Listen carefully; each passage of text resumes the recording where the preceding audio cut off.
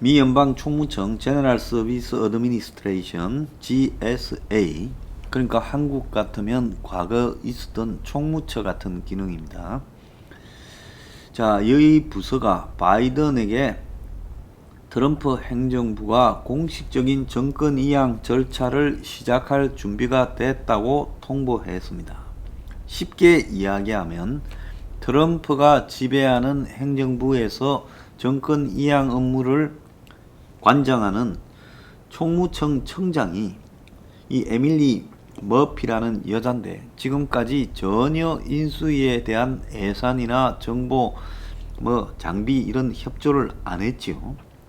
그래서 바이든 측이 예측 불가능한 인사가 아니라 예측 가능한 인사를 한 겁니다.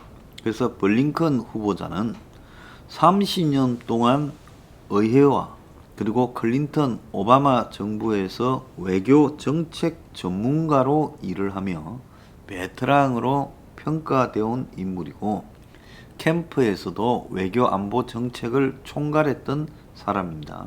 그래서 다 이 사람을 시킬 거다 했는데 그 사람을 임명을 했지요. 이 블링컨이 기존에 미국이 국제적으로 동맹을 맺고 그리고 동맹국들과 함께 주요 문제를 해결하는 부분의 정책을 그대로 지금 끌고 갈 사람이다. 그래서 바이든의 분신이다라고 불리어질 만큼 가까운 사람입니다. 그래서 블링컨이라는 전문가가 여기에 임명된 것은 미국 사회에서 봤을 때 국무장관을 할 수 있는 가장 좋은 캐리어를 가진 사람이 임명되었다. 이렇게 봐야 되고요. 블링컨은 평소에 트럼프가 김정은이를 만나가지고 쇼하는 부분을 비핵화 사기 쇼를 굉장히 비판해왔고 또 백악관 안보보좌관에 임명된 설리번은 나이는 어립니다. 나이는 어린데 블링컨의 또 돌만이 같은 인물이에요. 블링컨이 이 부통령 안보보좌관을 하다가 오바마 대통령의 부안보보좌관으로 옮기니까 이제 이 블링컨이 있던 자리에 들어간 부통령의 안보보좌관을 들어간 사람이 지금 설리번이고요. 그래서 이 둘은 직책을 서로 넘겨주고 받고 하면서 이렇게 했던 똑같은 입장을 가진 사람입니다. 둘 다 김정은을 상대하는 트럼프의 이 대북 정책을 특히 비판을 했고 김정은을 폭력배라고 불렀고 북한을 최악의 수용소 국가라 했고 지난 9월에는 블링컨이 대담해서 최악의 폭군이라고 김정은을 이야기를 했습니다. 자, 설리번은 2년 전에 워싱턴 포스트 기고에서 북한은 큰 약속을 하고 그리고 비밀리에 그리고 핵 미사일 프로그램을 따로 진행시킨 선례가 있다. 그러니까 비핵화하겠다고 약속하고 물밑에서 핵과 미사일을 계속 진행시키는 이런 일이 있다. 그래서 경제적으로 숨쉴 공간을 얻으려고 약속을 하고 그리고 약속을 어기고 또 나중에 지금 파기해버리고 이러는 것이 북한의 오래된 거듭된 전략이다라고 말을 하며 북한의 빈말을 믿고 북한과 거래를 해서는 안 된다. 그리고 북과 물밑에서 집요하게 거래하고 있는 중국에 대해서 과감한 제재를 해야 된다. 이렇게 이야기를 해왔습니다. 바이든은 재무장관으로 엘리자베스 워렌이 아니라 이전에 미 연준 의장을 오바마 정권에서 했던 제닛 앨런을 재무장관으로 시켰어요. 그래서 이 앨런이 청문회를 통과하면 미국의 사상 처음 나오는 재무장관이 됩니다. 어제는 그 연평도 포격 10주년 되는 날이었습니다. 그래서 북한이 2010년 11월 23일 날 연평도에 느닷없이 폭격을 했는데요. 그런데 이인영이 어제 4대 그룹을 불러가지고요. 기업이 남북 경협을 열어달라고 이야기를 했습니다. 참 기가 찬 일이 아닐 수 없는데요.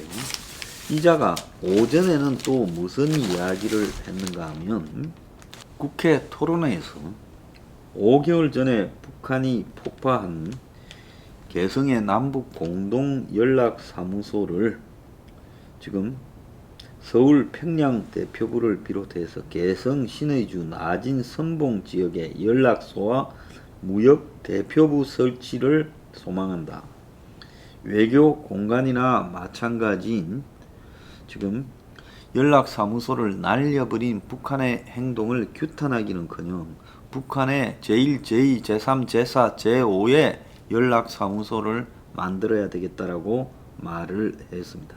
자, 이렇게 헛소리를 하더니만 점심 때는 2018년 9월 달에 문가리가 방북할 때 데리고 간 4대 기업 경영진과 경총 등 단체, 경제단체 회장단, 현대 아산 등 남북 경영기업 등을 불러가지고 점심을 먹으면서 바이든이 이 정상회담 여지를 남겨뒀다.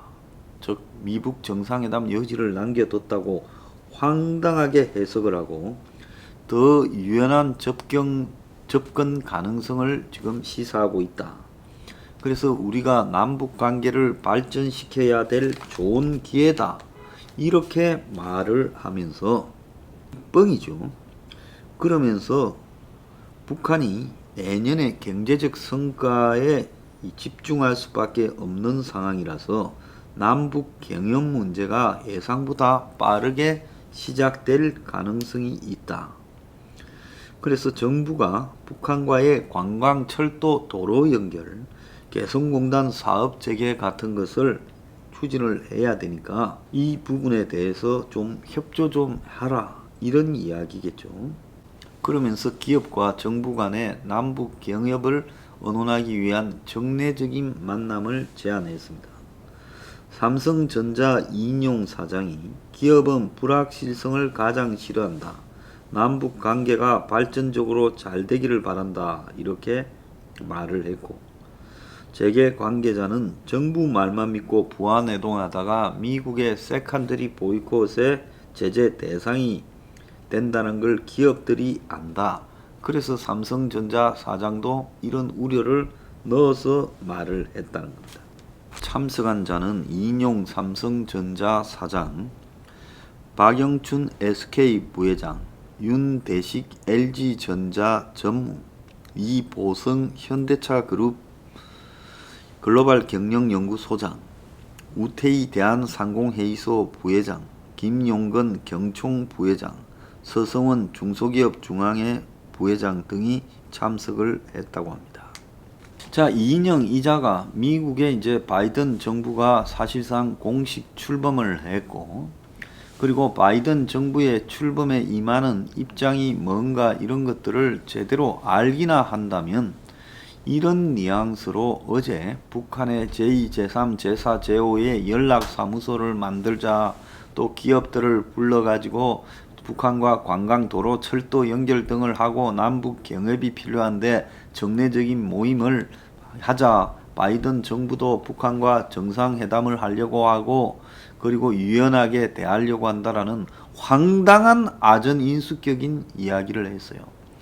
그래서 블링컨을 국무장관에 임명하고 설리번을 NSC 안보보좌관에 임명한 의미를 이 인용이는 전혀 이해하지 못하고 미국의 바이든 행정부를 지 나름대로 해석했다는 거예요. 바이든과 트럼프가 다르다는 걸 전혀 이해하지 못하고 황당한 꿈속에 헤매는 소리를 하고 있습니다. 자, 이 정권이요, 초장의 바이든 정권을 그야말로 남북 대화에 끌어들이려고 지금 장난을 하고 일본 대사를 일본 통이라는 국회의원 출신 강창일이를 임명을 지금 한다고 발표가 났습니다. 그리고 강경화를 지금 바꾼다고 해요.